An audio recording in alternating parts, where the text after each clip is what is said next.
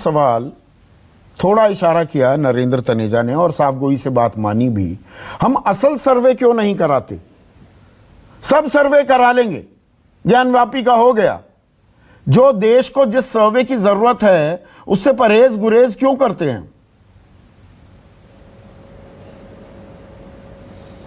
देखिए, अगर रोग के लक्षणों की पड़ताल नहीं होगी तो फिर उसका इलाज भी संभव नहीं होगा।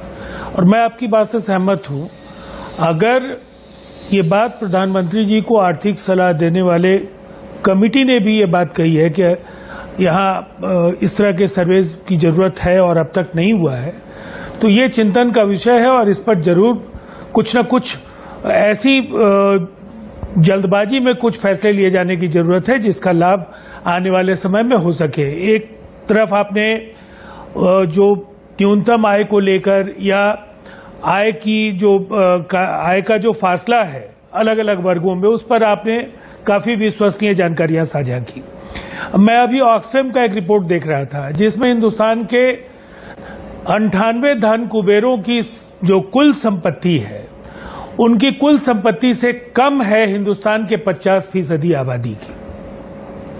ये बेहद चौंकाने वाला आंकड़ा है और निसंदेह देश के 12 राज्य, जिसमें पूर्वोत्तर के भी 5 राज्य हैं, बिहार, झारखंड और असम जैसे राज्य भी शामिल हैं।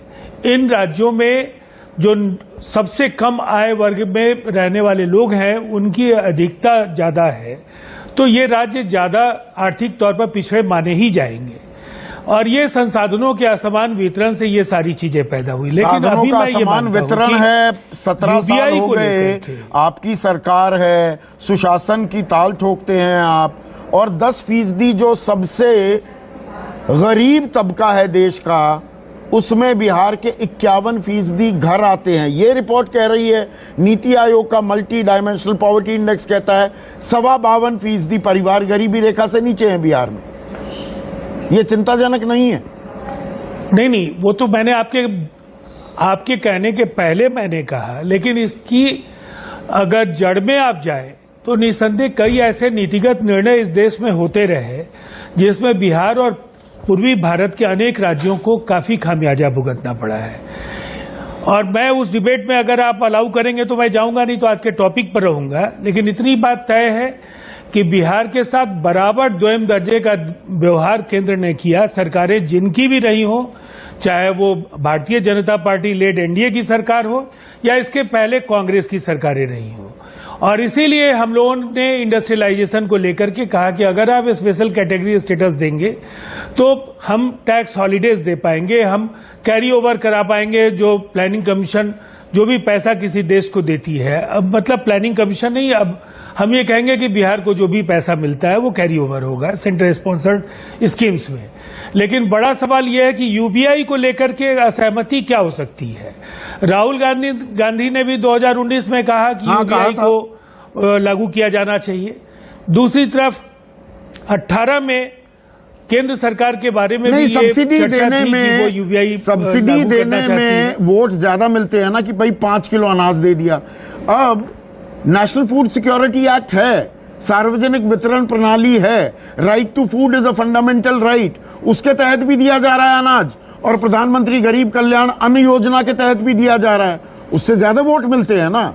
या उज्ज्वला में गैस सिलेंडर की सब्सिडी हट चुकी, 90 लाख से ऊपर लोगों ने पहला रिफिल नहीं कराया, 1 करोड़ 8 लाख ने दूसरा रिफिल नहीं कराया, पर जी उज्ज्वला चल रही है। ये होता है ना, कड़वी हकीकत। देखिए, मुझे ऐसा लगता है आज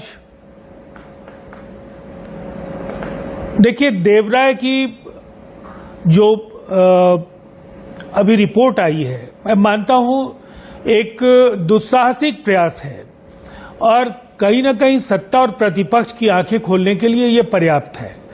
असमानता किस कदर बढ़ी है, दोनों ही आंकड़े हैं, आय के भी आंकड़े हैं और संपत्ति के भी आंकड़े हैं।